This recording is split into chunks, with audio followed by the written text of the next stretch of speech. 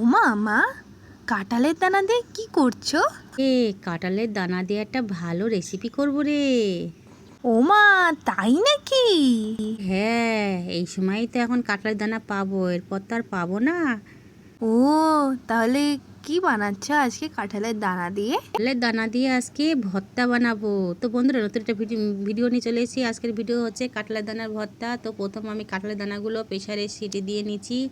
নেওয়ার পরে তারপর বেশ খানিকটা লঙ্কা, শুকনো লঙ্কা আর পেঁয়াজ, ব্যাস তেল আর নুন, এই অবধি হচ্ছে আজকে আমার মশলা। তো দেখুন, এক এক করে আমি কাঁঠালের দানাগুলো পুরো বেছে নিলাম। নেওয়ার পরে মেশার দিয়ে ম্যাশ করে তারপরে আমি পেঁয়াজ আর লঙ্কা দিয়ে ভালো করে নুন দিয়ে মেখে নিলাম। মাখার পরে আমার কমপ্লিট হয়ে গেছে।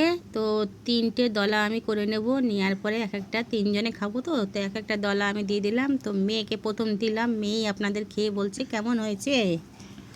ওহো, গরম গরম ভাতের সাথে খেতে যা লাগে না, খেতে হয়েছে দারুণ।